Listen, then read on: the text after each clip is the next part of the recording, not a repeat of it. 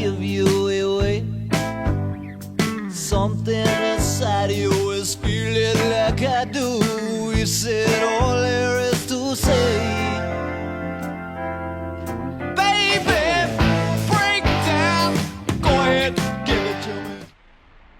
On September 25th, 2017, Tom Petty, the American rock star whose career as a solo artist and as part of two bands, Tom Petty and the Heartbreakers and the Traveling Wilburys, spanned over 4 decades and produced some of the most beloved songs in rock and roll history, gave what was to be his final performance at the Hollywood Bowl in Los Angeles.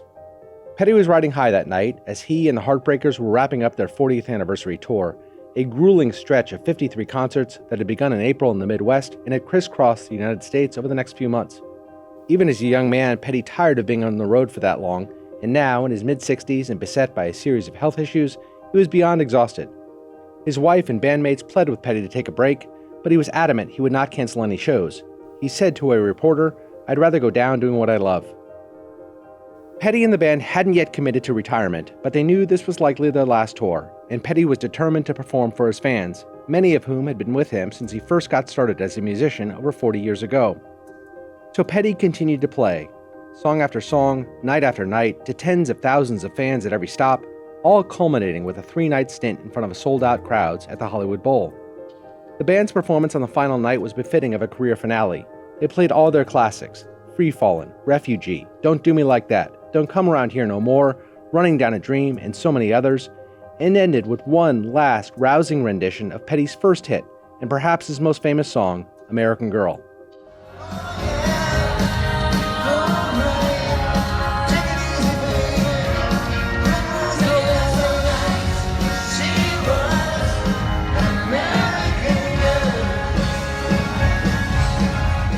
It was a triumphant end to what Petty called the tour of a lifetime, which reportedly grossed over $60 million in ticket sales alone. But few realized just how much physical pain he had to endure to make it happen. He had emphysema, a chronically aching left knee, and a stress fracture in his right hip he had sustained at some point during the last few weeks on tour. His bandmates noted how he had begun to develop a limp on stage, which only became worse as the tour stretched on. In the days following the tour's conclusion, Petty returned to his Malibu home, visibly exhausted but exhilarated by the tour's success. His wife would later say he was in a nostalgic mood those first few days, reflecting on his career and the impact of his music, and that he grew melancholy as he reminisced about the early days of the Heartbreakers, their rise to fame, and the ups and downs of a life lived in the spotlight. And he spoke to her about his battle with chronic pain and how hard it had become to manage it. To cope with the intense pain, Petty had been prescribed a combination of opioids, including Oxycontin and fentanyl, and he relied on the medication to get him through the tour. His family and doctors were concerned about his dependence on the painkillers, but Petty brushed off their worries, insisting he needed them to function on stage and that he would stop taking them once the tour ended and the pain subsided. But on the evening of October 1st, 6 days removed from the last concert, Petty's pain was as bad as ever. And so he retreated to his home studio, which had always been a place of solace for him, and spent the next few hours strumming his guitar and playing old records, and then took a heavier than usual dosage of his pain medication to help him sleep despite the throbbing pain in his hip. But as we have seen so many times when examining the untimely deaths of celebrities, the quantity of opioids he took that night was too much for his body to bear. The drugs caused the respiratory drive in Petty's brain to seize, which in turn caused his breathing to stop, and he collapsed on the studio floor. A short while later, his wife Dana found him unconscious and called 911. He was pronounced dead the following day. Tom Petty was 66 years old. I'm Jason Beckerman. I'm Derek Kaufman. This is Last Days, Tom Petty.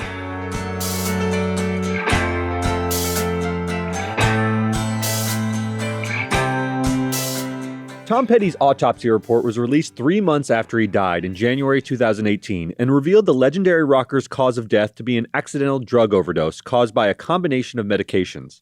The tox report identified a dangerous mix of substances, including opioids such as fentanyl and oxycodone, along with sedatives like alprazolam and an antidepressant, citalopram.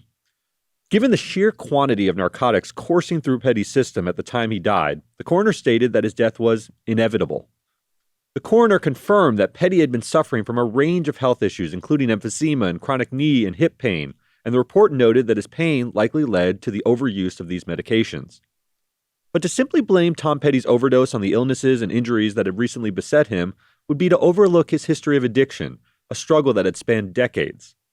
Though known for his affable, easygoing persona, Petty battled private demons that stem from the pressures of fame, personal turmoil, and a turbulent early life. Growing up in Gainesville, Florida, Petty faced a troubled home environment, including a difficult relationship with his father, who Petty described as, quote, a wild, gambling drinker guy, who subjected Petty to verbal and physical abuse. These early challenges instilled in him a drive to escape through music, but also left him with emotional scars that followed him throughout his life. In the 90s, after the collapse of his 22-year marriage to Jane Benyo, Petty fell into heroin addiction, a dark period he described in a 2015 biography as, quote, the deepest of hells.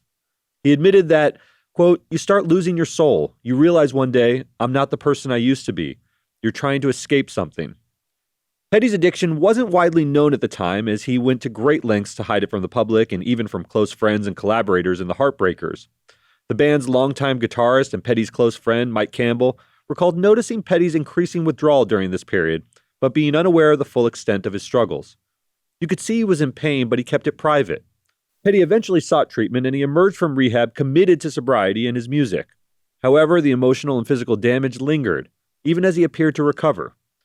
His biographer, Warren Zanes, wrote that Petty's addictions didn't just go away once he became sober, but instead left marks on him, marks he carried quietly. The irony of Petty's addiction is that it emerged later in life. By all accounts, during the mid-'70s and through the '80s, when Petty's fame peaked and cocaine and heroin were nearly ubiquitous among rock musicians, Petty kept clean. And not coincidentally, it was also a period of his greatest musical output. During this era, he wrote and released the band's first hits, American Woman in 1976 and Breakdown in '77. And 2 years later, they released their first large studio album with MCA Records called Damn the Torpedoes, which reached number 2 on the Billboard charts and went on to become triple platinum. The album spawned 2 mega hits, Don't Do Me Like That and Refugee, and Tom Petty and the Heartbreakers was, seemingly out of nowhere, one of the biggest rock and roll acts in the world. Petty leveraged his sudden fame to convince Stevie Nicks, then at the height of her fame with Fleetwood Mac, to accompany him on a song he'd written called Stop Dragging My Heart Around. Nicks agreed to do the duet with him on the condition that she could release the song on what would be her first solo album, Belladonna. Petty agreed, and the result was the biggest hit of Tom Petty's career, and also the biggest hit of Stevie Nicks' career.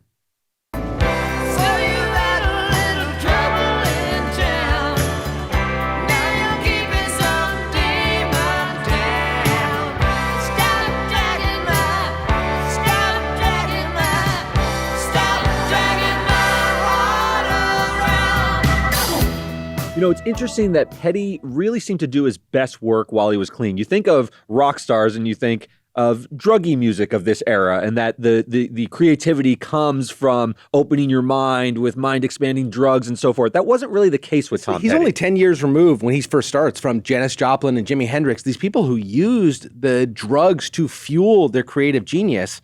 And he's now a guy who goes through the 70s and 80s a little later than Joplin and Hendrix, but there's loads of drugs going through all of music during those times, and he stays sober, but is at his creative genius while he's sober. It's remarkable, too, because he wasn't known during his career as a drug rocker. I mean, most of these people, you know, Keith Richards you think of, right. It was known at the time that he was using heroin. It was part of his persona. Tom Petty wasn't like that. Not to say he was lame. He was definitely in the rock and roll scene, but he was seen as someone who was more commercial and sort of just doing his music. It was a little bit more accessible. He would do songs like Last Dance with Mary Jane, which is an ode to marijuana. That's a little bit later, yeah. But that's a little bit later, actually. Right. And it's hard to think of somebody else as big as him during this period that wasn't tied up in the drug scene. I mean, you can certainly find pop musicians, the Cyndi Laupers and Madonnas of the world who weren't. But, you know, you're really looking at his contemporaries. Again, they were just awash in drugs in those days, but he stayed sober. And as we'll see later, once he finally gets into drug, it really does sap the creative genius from him altogether, which is a big change. Petty actually talked about this. The drugs for him weren't a product of youthful excess like we see with so many young musicians, but as a coping mechanism which he used to try to confront earlier trauma, both the abusive father stuff that we talked about a minute ago, and also the demise of his marriage, which is happening right at the same time he gets into drugs. He actually addressed this very point in a late-in-life interview when he was asked why he seems to have always done his best work when he was in a good headspace. It's sort of the opposite of what some artists who draw their greatest inspiration from feeling like crap, right? From heartbreak or something horrible happening. That's not the case for you. Well, something horrible might happen, but you don't really write a song when you're feeling horrible. It's the last thing you want to do. I mean, if I feel horrible, the last thing I'm going to do is look for a guitar to write a song. Or It's not catharsis? maybe later it's cathartic when you're happy again. Maybe you can remember that and draw on it. But is it, does it solve any problems? I don't think so. But I think, you can moan on about your problems with songs, yeah. But I'm not one to write when I'm bummed out. I sort of go into a coma. Over the next 13 years, Tom Petty and the Heartbreakers were one of the most prolific and successful bands of all time. Their 1981 album, Hard Promises, combined Petty's knack for heartfelt storytelling with that jangly guitar, riffs, and driving rhythms that became hallmarks of his music, with tracks like A Woman in Love and The Waiting, both of which showcase Petty's ability to write deeply emotional songs that resonated with young audiences. But in the midst of the album's success, something much more important happened that both solidified Tom Petty's place in rock history, but also marked a defining moment in his career as a champion of artistic integrity and fan advocacy. Let's take a short break, and we'll return with more on the life and legacy of Tom Petty. In 1981, Petty became embroiled in a now legendary dispute with his record label, MCA Records, over their decision to price his Hard Promises album at $9.98, $1 more than the standard cost of an LP at the time. The move was part of MCA's attempt to introduce, quote, superstar pricing, designed to increase the profitability of high-profile artists. This was the era when the vast majority of a band's revenue was generated by album sales and not live touring, very different than today. And studios like MCA and others knew that consumers would be more than willing to shell out the extra dollar for albums from superstar acts. But Petty vehemently opposed the scheme, arguing that it would be a, quote, betrayal of my fan base. I don't want to be the poster boy for high record prices. Petty's refusal to back down led him to threaten to withhold the album entirely, even considering renaming it $8.98, his preferred price for the album, to make a bold statement. And in the end, MCA relented, and the album was released at the standard price, a well-publicized victory that made Petty a hero among his fan base, as well as with critics and fellow musicians. Rolling Stone magazine described him as, quote, a rare rock star who puts the needs of his audience above corporate profits, while John Mellencamp later called Petty a voice for the people. And the fight against the studio gained nationwide attention and ended up earning him far more money in increased album sales than it cost him by keeping the price low. Hard Promises was both a commercial success, but also a cultural statement. And this moment cemented his legacy as a musician deeply connected to his fans and unwilling to compromise his values. Petty's fight was cited as an emblem of this broader anti-corporate ethos of the 1980s, and it really maintained him throughout his career. He was, even late in his career, hadn't created music in a couple of decades. He was beloved on tour. He was filling up the Hollywood Bowl's 20,000 person stadium, and he was filling that up without any difficulty at all. And it's not something so easy with rockers in their 60s who haven't really been relevant in a long time. And he was doing it. And the reason was because he had a loyalty in his fan base that was really second to none. Yeah, Jason, I really remember this time when he stood up for other musicians. I don't want to overstate it too much. You mentioned that he was worried that he would be associated with a high-priced rock album. No one was going to hang that on MCA. So part of his motivation was self-interest, if we're being perfectly honest. He wanted to make sure that his album with that brush of the studio. Yes, it was the age of like corporate sellouts, and he didn't want that brush. It was death. And it actually ended up, as you mentioned, being sort of the better move. He sold a lot more albums at the lower price. It did become part of who he was. So he starts doing other things, like he gets all this praise for doing this, right? Becomes much more famous because of it. So he starts rejecting tour sponsorships, saying, hey, if anybody wants to tell me what I can and can't do, how dirty I can be on stage, whatever, I'm not going to listen to you. I reject tour sponsorships. And he also became a real crusader against ticket scalping. And, he would do this thing where you had to show ID, or you had to show some sort of that you own these tickets or bought these tickets. And he would stop, like when sort of electronic sales became a thing, he really targeted bots that would buy these large volumes of tickets and sell them out. I got to tell you, like, Taylor Swift is very much for her fans. She's never taken a stance like that. Yeah. And she's gone after Ticketmaster before and things like that, but she hasn't gotten that reputation. You can still, I know from personal experience, you can, both on the buying and selling side, you can still like sell her tickets. If you get in on the lotteries early, you can still sell her tickets for 10x over what you paid for them. Yeah. And she's never sort of really come out and done, because she could stop it in the butt. She could just nip it right there in the butt. Right? Absolutely. She has a ton of leverage. Yes. Tom Petty used his leverage in this way, and he really was the blueprint for crafting a credible rock image. I remember, you're right, he's a guy who seems like he was in it for his fans. He wanted them to come and not be sort of excluded from his concerts because of scalpers. And he wore that label with pride. And I think to a certain extent he earned it. I do think he also had his own self-interest in mind. It helped everyone. Yeah, but I do think it's all it's hard to disentangle the self-interest from the thing. But once I really do think, based on sort of what we've seen from him, once he got all the praise for keeping his record price where it was, this became part of the identity of Tom Petty, that he was always going to go to bat for his fans. And it's easy, like at this point, he was already worth, tens of millions of dollars or whatever it was. And it's obviously easier. If you're just struggling and starting out, you're not going to go up against the studio system. He had that. He didn't have to be so fearful of that, but he did. He deserves some praise, even if it was partially without question. What's interesting now is the music world is so different, right? I mean, this was a big issue. Album sales were where artists made most of their money. Now it's been inverted. Now you make most of your money touring, and because of Apple Music and other streaming platforms, you make only a fraction of that by actually selling your music up front. Albums are stupidly expensive. They're so stupidly expensive. Because now you have the real heads who want the vinyl, and they'll pay a premium because they're still want. Purely, a vanity purchase almost, right? You could always download whatever you want. My kids buy albums for like $24. I'm like, you can just ask Alexa and they'll play all the same songs. I don't know what you're doing. And they're like, that sounds better. It really does. Nixie, my brilliant daughter, has 3 versions of the same Taylor Swift album that she insisted that we get. And I was like, you have just become a lemming. You're a shell. The goodwill engendered by his fight with MCA made him a hero among his fans and did wonders for Petty's fame and career. Over the next decade plus, he wrote and performed with the Heartbreakers a string of chart-topping hits, including Don't Come Around Here No More, Learning to Fly, and You Don't Know How It Feels. But in 1989, things began to unravel a bit. First, he made the decision to part with the Heartbreakers and record a solo album with a group of friends, led by songwriter Jeff Lynne. Petty chalked up the decision as one born of convenience. He said when the inspiration came to him to do the album, his bandmates weren't really available, and so he went ahead without them. He eventually asked some of the members to contribute to the project, but a resentment developed that would never fully resolve. The band continued to play live together, but many members bristled at having to play Petty's solo songs, saying they suddenly felt like they were a cover band.